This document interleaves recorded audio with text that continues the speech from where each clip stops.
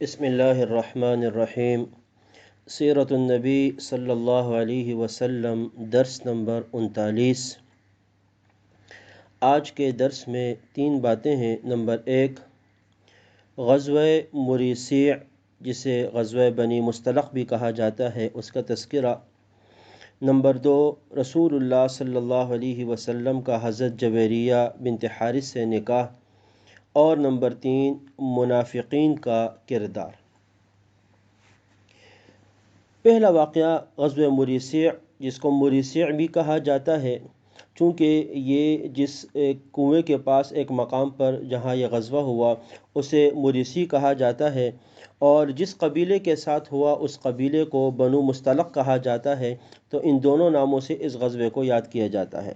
مدینہ منورہ سے جنوب میں مکہ اور مدینہ کے درمیان ایک مقام ہے قدید، اس کے پاس ایک کنواں ہے جس کا نام مریسیع ہے، اور یہاں پر یہ قبیلہ بنو مصطلق آباد تھا۔ نبی اکرم صلی اللہ علیہ وسلم کو اطلاع ملی کہ اس قبیلے کا سردار مکے کے مشرکین کے ساتھ مل کر مسلمانوں کے خلاف اپنی طاقت جمع کر رہا ہے۔ نبی اکرم صلی اللہ علیہ وسلم نے صحابہ کرام کو ساتھ لیا۔ یہ سن 5 ہجری شعبان کا واقعہ ہے، اور بعض سیرت کی کتابوں میں سن 6 ہجری بھی ذکر کیا ہوا ہے، اور آپ روانہ ہوئے قبیلے کی طرف۔ لیکن آپ نے ایک عجیب حکمت عملی اختیار کی کہ جانا جنوب کی طرف تھا، آپ صلی اللہ علیہ وسلم لشکر لے کر شمال کی جانب روانہ ہوئے، اور وہ بیغم رہے، اور گھوم کر اچانک حدیث میں آتا ہے کہ آپ بنو مصطلق کے پاس اچانک پہنچ گئے اور ان کو خبر تک نہیں ہوئی، اور وہ لوگ حواس باختہ ہو گئے۔ خیر، دونوں طرف سے تیر چلے اور اس میں وہ لوگ بھاگ گئے۔ ان میں سے بہت سارے لوگ گرفتار ہوئے، ان کے سردار کی بیٹی بھی گرفتار ہوئی، اور بہت سارا سامان مسلمانوں کے ہاتھ آیا۔ جب وہ قوم گرفتار ہوئی تو لازمی بات ہے اس کے بعد غلام کی صورت میں، باندیوں کی صورت میں ان کو صحابہ کرام کے درمیان تقسیم کیا گیا۔ تو ان قیدیوں میں سردار جو حارث بن ابی ذرار اس کا نام تھا، بنو مصطلق کا سردار تھا، اس کی بیٹی حضرت جویریہ رضی اللہ تعالی عنہ بھی تھی، جو کہ صحابی رسول حضرت ثابت بن قیس رضی اللہ تعالی عنہ کے حصے میں آئی۔ انہوں نے، حضرت جویریہ نے ان سے کہا کہ آپ مجھ سے بدلے کتابت کر دیں، یعنی میں آپ کو پیسے دے لیتی ہوں، آپ مجھے آزاد کر دیں۔ وہ راضی ہو گئے۔ پھر رسول اللہ صلی اللہ علیہ وسلم کے پاس وہ آئی، اور آپ صلی اللہ علیہ وسلم سے مطالبہ کیا کہ وہ آپ بدلے کتابت میں میری مدد کر دیں۔ نبی اکرم صلی اللہ علیہ وسلم نے ان کو نکاح کا پیغام دیا، اور آپ صلی اللہ علیہ وسلم نے حضرت جویریہ رضی اللہ تعالی عنہا کے ساتھ نکاح کر لیا۔ اس نکاح کا بڑا اثر ہوا، اور مسلمانوں کے گھروں میں جتنے بھی غلام تھے، باندیاں تھی، اور وہ جو جنگ میں غزوے میں گرفتار ہوئے تھے، تو صحابہ نے ان سب کو آزاد کر دیا، اور کہنے لگے کہ یہ لوگ تو رسول اللہ صلی اللہ علیہ وسلم کے سسرال کے لوگ ہیں، تو یہ ہمارے غلام کیسے ہو سکتے ہیں؟ تقریباً 100 کے قریب گھرانے اس کی وجہ سے آزاد ہو گئے۔ یہ تو غزوہ بنو مصطلق کا واقعہ ہے، اور اس جنگ تو اتنی نہیں پیش آئی، مختصر سی لڑائی ہوئی تھی، لیکن اس میں منافقین کی بھی ایک بہت بڑی تعداد رسول اللہ صلی اللہ علیہ وسلم کے ساتھ شریک تھی اور اس میں گئی ہوئی تھی۔ یہود، منافقین، مشرکین، یہ سب کے سب اعداء اسلام، ان پر یہ بات واضح ہو چکی تھی کہ اسلام کے غلبے کا سبب مادی اسباب، اسلحہ، لشکر اور تعداد کی کثرت نہیں، بلکہ اس کا سبب ان کا اللہ پر ایمان اور ان کی اخلاق کی جو اعلیٰ قدریں ہیں اس کی وجہ سے ہے، اور ہر مسلمان اخلاق کے اونچے مرتبے پر فائز ہے۔ تو اب انہوں نے اسی انداز سے مسلمانوں کے خلاف جنگ بھی شروع کی اور نقصان پہنچانا شروع کیا۔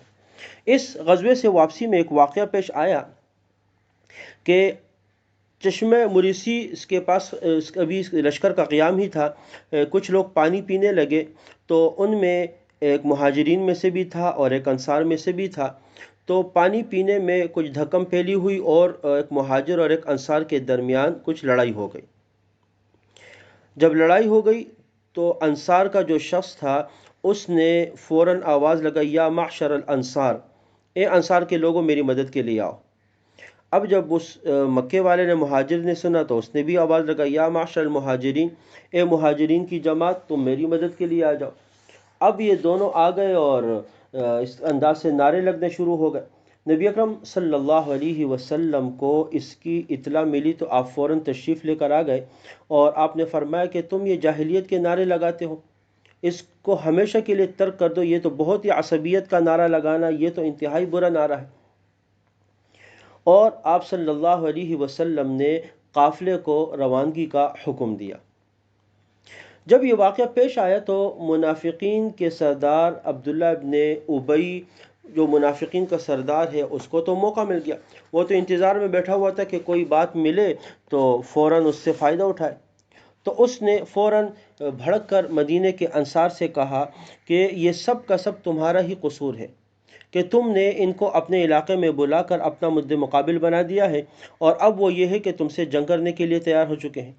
اور پھر فوراً اس نے قسم کھائی اور قسم اٹھا کے کہا کہ جیسے ہی ہم مدینے چلے جائیں گے تو جو ہمارے عزت والے ہیں وہ ذلت والے لوگوں کو مدینے سے باہر نکال دیں گے، اور 1 روپیہ بھی ان کے اوپر خرچ نہیں کریں گے، جس کو قرآن پاک نے ذکر بھی کیا ہوا ہے۔ سورہ منافقون میں اس کا ذکر آیا، یقولون لئن رجعنا الى المدینۃ لیخرجن الاعز منها الاذل۔ یہ باتیں اس نے وہاں پر کی۔ وہاں پر صحابی رسول حضرت زید بن ارقم رضی اللہ تعالی عنہ موجود تھے، انہوں نے یہ پورا واقعہ آ کے رسول اللہ صلی اللہ علیہ وسلم کو بیان کر دیا۔ نبی اکرم صلی اللہ علیہ وسلم کو جب یہ واقعہ پتہ چلا، عبداللہ ابن ابی کو خبر ہوئی کہ میری بات جو ہے وہ رسول اللہ صلی اللہ علیہ وسلم تک پہنچ چکی ہے، تو فوراً آپ صلی اللہ علیہ وسلم کی خدمت میں حاضر ہوا اور اللہ کی قسم کھا کر کہنے لگا کہ جو بات آپ کو بتائی گئی ہے وہ بات میں نے نہیں کہی، نہ میں اس کو زبان پر لے کر آیا ہوں۔ اور اس وقت انصار کے بھی کچھ لوگ موجود تھے، انہوں نے کہا کہ یا رسول اللہ، زید بن ارقم کم عمر ہے، اس طرح ہو سکتا ہے اس کو وہم ہوا ہو، تو یہ قسمیں کھا رہا ہے۔ تو آپ صلی اللہ علیہ وسلم نے اس وقت ابی کی بات کو مان لیا۔ حضرت زید فرماتے ہیں کہ مجھ پر ایسا غم لاحق ہوا کیونکہ بات میں نے کی تھی، اور جب آپ نے اس کو کچھ نہیں کہا اور اس بات کو قبول کر لیا تو میں غم سے ایسا دوچار ہوا کہ صدمے کی وجہ سے اپنے گھر میں ہی بیٹھ گیا۔